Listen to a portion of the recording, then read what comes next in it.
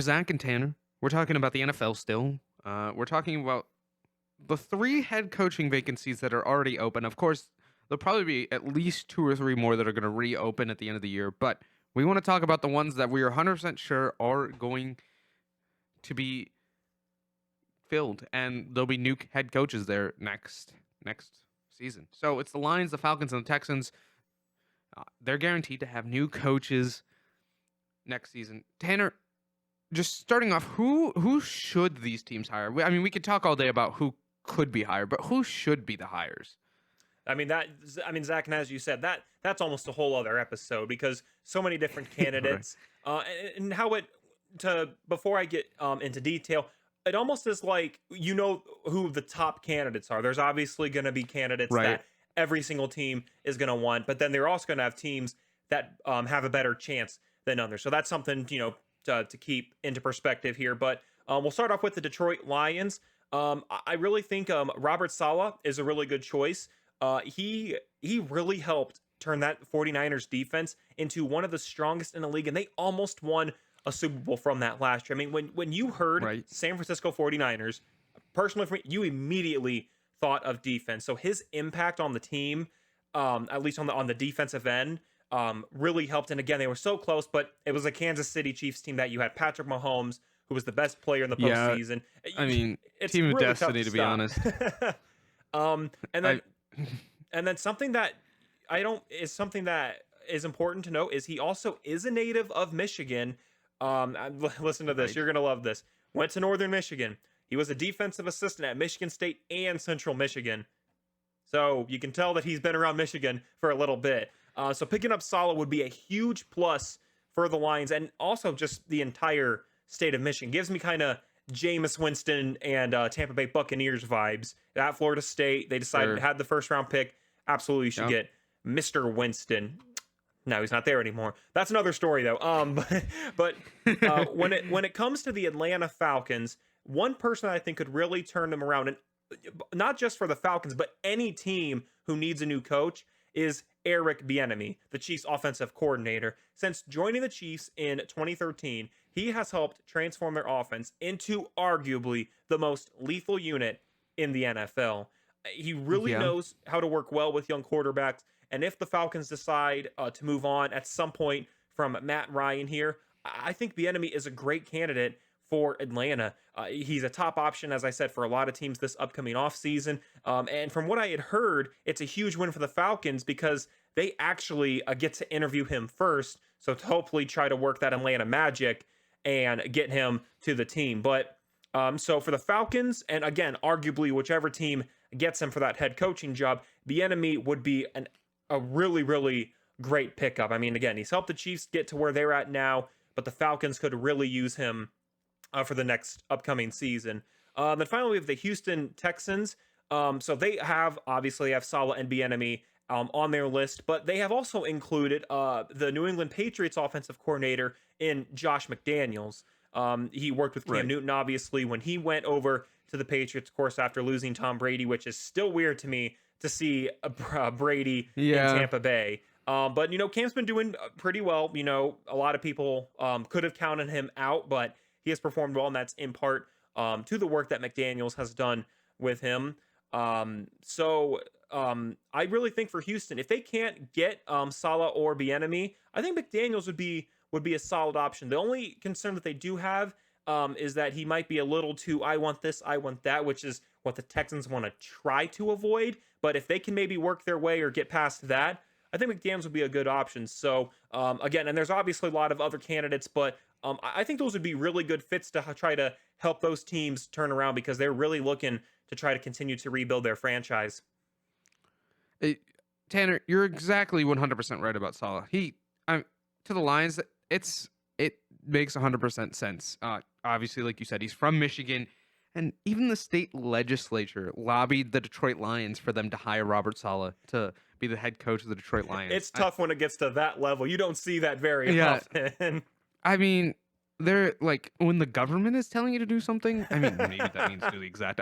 That's another story. But yeah, I mean, I think hiring Robert Saleh makes so much sense. Obviously, the last guy Matt Patricia was a defensive guy, so maybe they're looking to avoid the defensive guy. But I think you look past what side of the ball he coached in this case, and I think you look at who's actually going to be the best person at running a team, because I think the Lions have really struggled since, honestly, since before since Barry Sanders left. Almost, I mean, That they absolutely. haven't won a playoff game in the 21st century. I mean, they it's you can't. I think you can't be picky about what side of the ball your coach that you're hiring is coming from. In the case of the Lions, they've been as dysfunctional as the Browns have been, and everyone says the Browns are dysfunctional, but I mean the Lions are right there.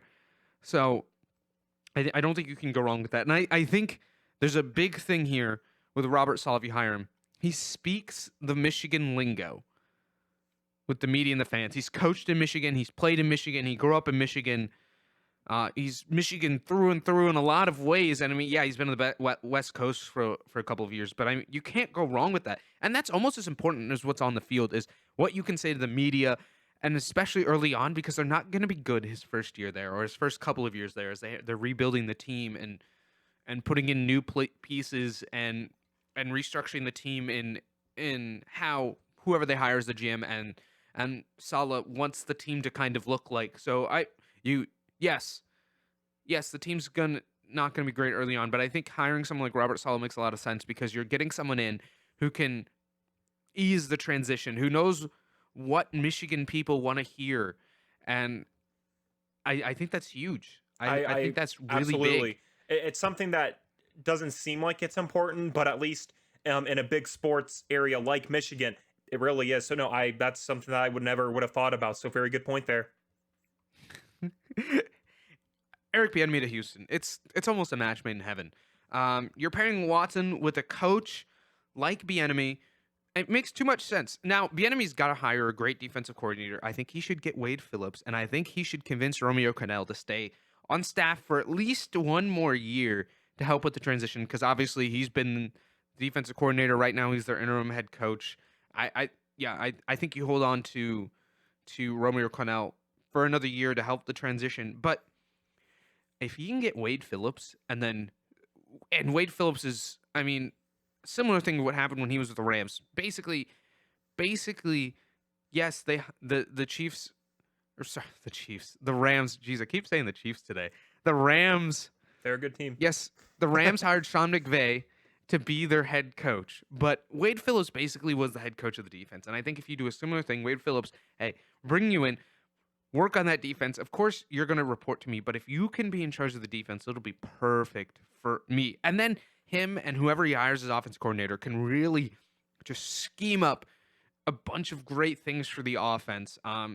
Ways to work around their not great offensive line as they bring in new talent and train them and get them proper coaching and develop them and get some offensive linemen developed to really improve the offensive line. So Deshaun Watson's not running for his life anymore. I think that's huge.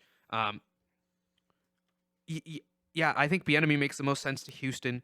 Bring in a guy who knows offense. I mean, yeah, Bill O'Brien knew offense, but a different guy who knows offense coming from a Chiefs team. I mean, if you look at Andy Reid's coaching tree, I mean, for the most part, it works. Yes, Doug Peterson's struggling, and yes, Matt Nagy's struggling, but I think the rosters aren't the offense roster isn't great in Chicago, and Matt Nagy honestly might still end up 8-8, which is I think pretty good. Yeah, but he went 12-4. I mean, Doug Peterson won a Super Bowl, so it's not like Chiefs, not like the Andy Reid coaching tree is like the Belichick coaching tree, which isn't great.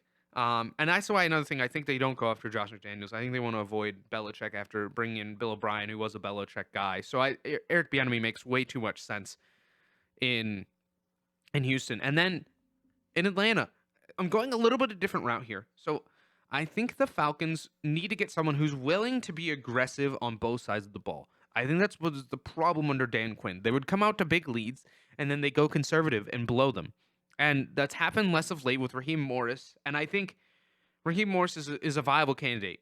I mean, he's been 4-2 as the interim head coach, so you can't rule him out. And I think and especially during this COVID times, I think he could end up being the coach. But Jim Harbaugh's the guy. I think you go after Jim Hmm. Harbaugh, you get Jim Harbaugh. He's going to be aggressive. Yes, he hasn't been great at Michigan this year, but I think his NFL track record is great. And NFC Championship game, Super Bowl appearance with the 49ers, it didn't end well, but there's a way to get a way to avoid the way it ended in San Francisco, because the way it ended in San Francisco, the GM and the head coach and Harbaugh butted heads. Trent Baalke and Harbaugh butted heads at the end, and there's a way to do what they do in Las Vegas. Gruden and Mayock.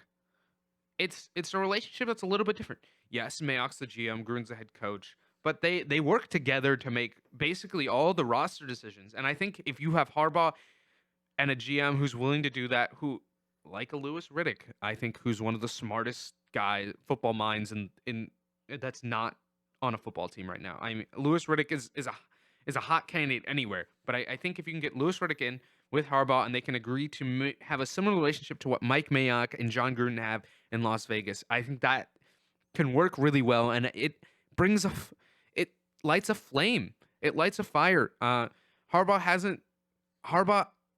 brings a different mentality than I think Dan Quinn does to a football field, and I think that is going to be huge. Huge. And I think if you can get Harbaugh, that's the guy you get. And Zach, I think this is important to note that a couple hours before the time of this filming, it had been rumored that if something were to happen and Michigan did decide to give the boot to Harbaugh, that he would be looking at an NFL team. Like I said, that's a rumor. I obviously Right. can't confirm that, but that is something that is important to know. You would not be surprised if Harbaugh would try to find his way to the NFL.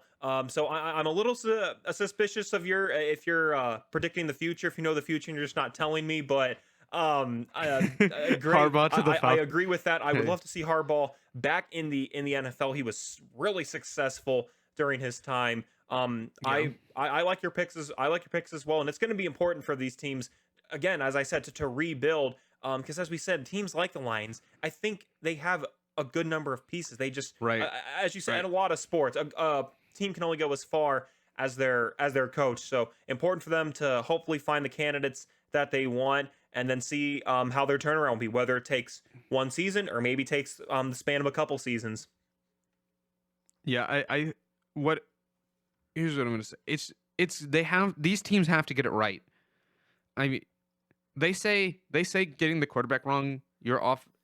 Put your team back by a decade. I think the same thing is true with the head coach. I mean, look at the Lions. The Lions, yeah, they let Jim Caldwell go, but he had been decent. I mean, nothing. They weren't. I don't think. I think the decision to let Jim Caldwell go wasn't the wrong decision. I just think they got the guy wrong.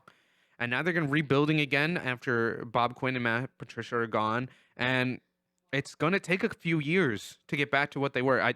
Absolutely. The decision wasn't wrong to fire Jim Caldwell. They just got the replacement wrong. So they have to get the replacement right at each of these three teams have to get the head coach right. And of course, they also have to get the GM right, because all three of them also fired their GM. But they have to get these decisions right.